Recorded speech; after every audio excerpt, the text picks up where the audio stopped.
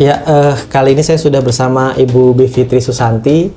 Kita mau menanyakan terkait dengan fenomena kemarin, di mana Pengadilan Negeri Jakarta Pusat mengeluarkan putusan, intinya memerintahkan kepada KPU untuk menghentikan proses pelaksanaan pemilu, atau bisa dibilang minta untuk ditunda sampai 2025.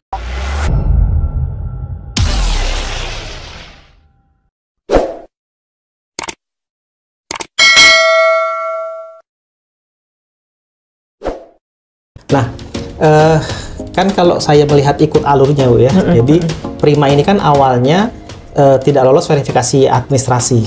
Lalu dia kemudian melakukan permohonan ke Bawaslu, Bawaslu kabulkan. Lalu kemudian setelah mengikuti lagi verifikasi faktual, dia tidak lolos lagi. Dia ke Bawaslu ditolak, lalu kemudian ke PT UN ditolak. Nah, tiba-tiba dia ke PN. Nah, itu kemudian kan kalau yang saya lihat kan dalam konteks rezim pemilu, itu kan sudah ada infrastruktur dan instrumennya sendiri. Baik peraturan perundang-undangan ataupun lembaga-lembaga pengawas, lembaga-lembaga yang menyelesaikan sengketa, baik itu Bawaslu, DKPP, MK. Nah, tiba-tiba ini PN yang kemudian melakukan mungkin kalau bahasa mereka terobosan mungkin ya. Kalau bahasa mereka mereka mengatakan menghukum KPU untuk menunda pelaksanaan pemilu selama 2 tahun 7 bulan 2 tahun 6 bulan 7 hari. Nah, kalau dari pandangan Ibu nih, kira-kira terhadap konteks itu apakah memang dimungkinkan seperti itu? Tidak dimungkinkan. Sama sekali? Sama sekali tidak dimungkinkan. Saya kira pertama-tama kita harus lihat konstruksi hukumnya mulai dari konstitusi bahkan. Yang sebenarnya pemilu 5 tahun sekali itu jelas sekali teksnya. Tidak bisa ditafsirkan berbeda tuh di konstitusi. Sehingga kalaupun mau ada perubahan waktu pemilu yang sangat luar biasa, undang-undang pemilu hanya memberi ruang yang sangat kecil, hanya kalau ada soal misalnya bencana alam. Dan itu pun tidak secara nasional kan, sudah ditentukannya itu diputuskan oleh KPU, tapi untuk daerah-daerah tertentu yang kena bencana, misalnya seperti kemarin gempa Cianjur begitu. Hanya itu, karena memang secara konstitusional yang namanya pemilu tidak boleh ditunda-tunda sembarangan. Justru semua konstitusi di dunia mengenali bahwa politisi bisa dengan mudah bermain-main dengan isu pemilu, gitu. Makanya selalu dibuat ruangnya sekecil mungkin. Nah, jadi undang-undang pemilu juga tidak memberikan ruang sama sekali bagi satu pengadilan manapun untuk berurusan dengan penundaan pemilu. Kalaupun ada penundaan harus secara politik, gitu ya, atau tafsir konstitusional melalui MK. Tapi yang kedua juga, undang-undang pemilu sudah membatasi yang namanya rezim pemilu itu wilayah administrasi, bukan wilayah lain-lainnya. Ada pidana pemilu, tapi itu juga secara khusus diatur di situ kan, ke pengadilan pidana. Nah, jadi ini benar-benar di luar jalur. Jadi kalau dikatakan ada tadi satu kata kunci terobosan, terobosan hukum kan nggak boleh seperti out of the box. Betul, boxnya itu harus box hukum. Jadi saya kira kalau terobosannya melanggar hukum, bahkan melanggar konstitusi seperti ini, menurut saya ini tetap salah. Tidak bisa dibenarkan. Penyimpangan ini, karena nggak ada ruang sama sekali untuk itu. Tapi kalaupun misalkan seandainya, kalau yang saya baca di Undang-Undang Pemilu itu kan di pasal 431 kalau tidak salah terkait dengan penundaan itu. Di situ juga diatur ada pemilu susulan ataupun pemilu lanjutan. Gitu. Nah, dalam konteks ini kan persoalannya sekarang gini, Bu. Kalau kita melihat atau yang kita pelajari ya di bangku perkuliahan itu kan putusan pengadilan itu kan sifatnya kan res judicata. Artinya harus dianggap benar, harus dilaksanakan. Nah, permasalahannya dalam konteks ini putusan sudah putus nih. Lalu kemudian yang mengkhawatirkan dalam amar putusannya itu mengatakan bahwa putusan ini dapat dilaksanakan serta-merta walaupun ada tindak lanjutnya. Nah, apakah ini kemudian akan memiliki konsekuensi kepada KPU ketika kemudian tidak melaksanakan apa yang diperintahkan oleh amar putusan ini? Ya, saya kira ada dua kemungkinan nih untuk KPU sendiri. Apakah ada konsekuensinya? Saya kira namanya peluang hukum pasti ada. Pasti ada. Pasti ada. Jadi kalau misalnya dia tidak menjalankan segera, walaupun memang kan ada perdebatan, ini kan belum inkrah gitu ya, belum berkekuatan hukum tetap. Tapi kalau ada klausul seperti itu di putusan, idealnya memang harus dilaksanakan. Tapi dengan kondisi seperti sekarang kan kita semua, saya kira karena ini sangat jelas tidak logis putusannya ya, mendorong supaya udah KPU diem dulu aja, kita banding aja dulu, pokoknya sampai inkrah dikoreksi begitu ya. Tapi itu tadi dalam sebuah lingkup hukum sangat mungkin terjadi konsekuensi ini. Jadi bisa saja misalnya penggugat karena merasa dirugikan, dia menggugat lagi. Kok KPU nggak menjalankan? Misalnya ada mekanisme yang namanya PMH oleh penguasa gitu OOD. ya, on dramatic overrides that gitu, OOD di PT UN.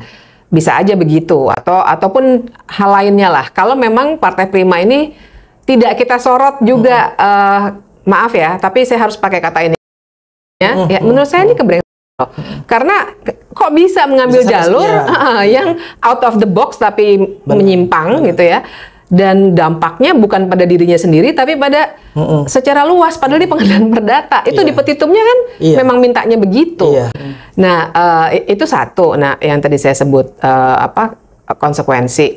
Tapi aspek kedua yang saya kira juga harus saya kemukakan, menurut saya sih tetap nih kita harus dorong supaya model seperti ini tetap tidak bisa dijalankan karena kekhawatirannya nanti ada presiden buruk. Bener. Partai-partai lain pasti akan ikut.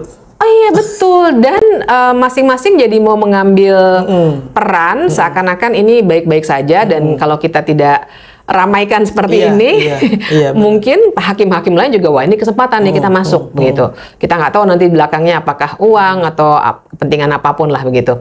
Nah ini yang sangat saya khawatirkan, dan jadi kita harus patuh pada hukum. Saya setuju, artinya kalau begitu kita mainkan saja upaya bandingnya supaya ada koreksi, supaya kita juga punya presiden juga bahwa tidak selayaknya sebuah putusan pengadilan didiamkan, kan begitu ya. Jadi bandingnya harus. Iya, saya memang jadi ini ya muncul prasangka, muncul prasangka karena terlihat seperti kayak ini suatu desain, gitu loh. Karena saya melihat ada kaitan yang akhirnya menjadi tidak terputus ketika ada petitum yang diminta oleh penggugat, lalu kemudian dikabulkan seluruhnya oleh pengadilan negeri. Ya, persis ya. Benar. Jadi seperti sudah ada gambaran mereka. Kalau kemudian tidak diminta agar putusan ini bisa dilaksanakan walaupun ada upaya hukum banding dan kasasi, ini kan artinya kan ingin coba untuk mengambil, kalau dugaan saya Bu ya salah satunya, ketika nanti komisioner KPU tidak melaksanakan, maka akan ada gugatan OOD ke PT UN. Saya mengkhawatirkan nanti dalam petitumnya meminta kepada pejabat yang melanggar hukum itu dilakukan pencopotan. Bisa terjadi. Gitu. Atau yang kemudian kedua bisa juga membuat kondisi ini. Jadi kalau saya pelajari pasal 431, 432 Undang-Undang Pemilu, itu ada frasa gangguan lainnya. Jadi kalau di pasal jadi syarat itu kan ada terjadi kerusuhan, gangguan keamanan, bencana alam, atau gangguan lainnya. Nah, apakah kondisi ini kemudian bisa dimaknai menjadi pemaknaan gangguan lainnya sehingga muncul permintaan untuk melakukan penundaan pemilu dengan menggunakan dasar 431 ini, gitu. Nah itu menjadi sangat logis akhirnya, gitu, karena di sisi lain sudah ada putusan pengadilan negeri, dan kalaupun ini tidak dilaksanakan, khawatirnya akan berdampak kepada keabsahan dari hasil pemilu. Ya, betul. Lalu kemudian ketika komisioner tidak melaksanakan, maka bisa juga dijadikan sebagai dasar bahwa ada ilegalitas dari komisioner ini kemudian untuk melakukan tindakan-tindakan berikutnya. Nah, kalau dari pandangan Ibu terhadap kekhawatiran saya itu, ini kekhawatiran yang sangat valid. Saya sebenarnya belum membayangkan atau menskenariokan sejauh itu, tapi semua argumen itu sangat bisa diterima ya. Jadi saya sepakat kalau misalnya kita patut menyusun juga skenario ini untuk berjaga-jaga. Karena kalau bercandanya teman-teman, ya udah pemilu 2 tahun 6 bulan 7 harinya buat Partai Prima aja. Yang lain tetap 14 Februari 2024 gitu. Orang perdata kok ini kan. Tapi kan masa mintanya perdata harusnya antara penggugat dan tergugat, ini memutus untuk publik begitu. Itu aja sudah keliru berat. Itu yang saya makanya khawatirkan, jangan-jangan ini cara yang memang sudah diatur untuk bisa dilarikan ke petun. Karena awalnya kan mereka ditolak di petun. Nah, ketika kemudian ditolak di petun, mereka coba cari jalan lain melalui PN. Ketika PN sudah mengeluarkan putusan itu, dan ada memang yang membahayakan klausul di angka kelima itu, yang mengatakan bahwa putusan itu berlaku serta-merta. Gitu. Jadi artinya walaupun banding akan dilakukan, harus di stop dulu pelaksanaannya. Lalu kemudian ketika kasasi dilakukan, kalaupun misalkan saya anggap begini Bu, kalau misalkan KPU melakukan banding, lalu kemudian di banding ini anggaplah KPU dimenangkan, pastikan penggugat akan kasasi. Nah, tapi dengan adanya petitum di putusan pengadilan, maka selama proses itu berjalan, KPU harus menghentikan dulu sampai ada putusan inkrah yang membatalkan putusan pengadilan pertama. Nah, ketika sudah masuk dalam kondisi itu, kita tahu mulai dari banding, kasasi bisa memakan waktu berapa lama. Artinya dengan sendirinya itu akan menjadi gangguan lainnya itu. Betul. Untuk menyelenggarakan pemilu. Sangat bisa.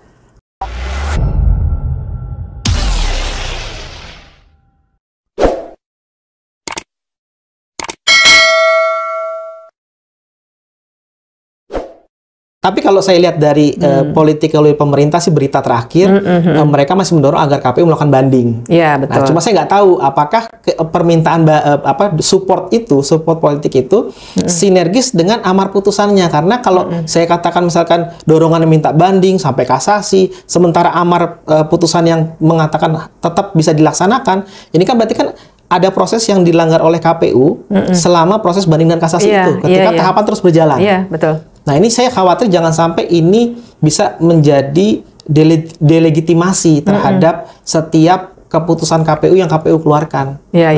Itu gimana tuh Bu? Ada nggak kira-kira gambaran yang kemudian bisa kita lakukan untuk mengantisipasi itu?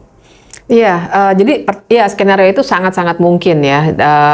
Mudah-mudahan malah tidak memberikan ide buat yang bandel-bandel nih. Karena memang ini kan konfirmasi bahwa isu penundaan pemilu itu real. Kemarin-kemarin kan kita naik turun terus tuh. Pak Presiden bilang nggak mungkin, terus semua di sekeliling Presiden, Pak Presiden juga nggak mau. Tapi ini real, berjalan Bayangan terus. Kita malah sempat menduga Perpu bahkan, betul. Ternyata ada pintu lain yang tidak diduga. Ini sangat tidak. Jadi kemarin juga saya pas mendengar berita ini di kafe itu ya, terus ada breaking news Metro TV minta saya ngomong. Situasinya itu benar-benar mengejutkan sekali gitu ya, benar-benar nggak nyangka. Karena saya sempat diskusi dengan kawan-kawan Partai Prima. Nah, dan mereka sama sekali tidak ada mendiskusikan kemungkinan ke pengadilan negeri seperti ini. Yang diambil yang kami diskusikan adalah jalur yang biasa kan, Bawaslu, PT UN.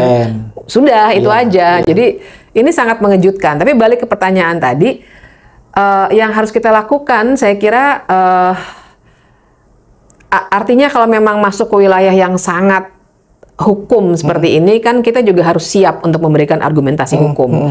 Saya kira kalau seandainya kemudian ada instruksi yang tegas juga dari pemerintah, kalau sampai ada OOD, ada PMH oleh penguasa di PT UN, dan ada instruksi yang jelas, entah dari Presiden langsung atau dari Menko Polhukam, tapi tertulis sebagai keputusan tata usaha negara, memerintahkan KPU misalnya untuk menjalankan, tetap melaksanakan, paling tidak kita punya argumen yang bisa kita bawa ke hadapan PT UN kalau itu terjadi.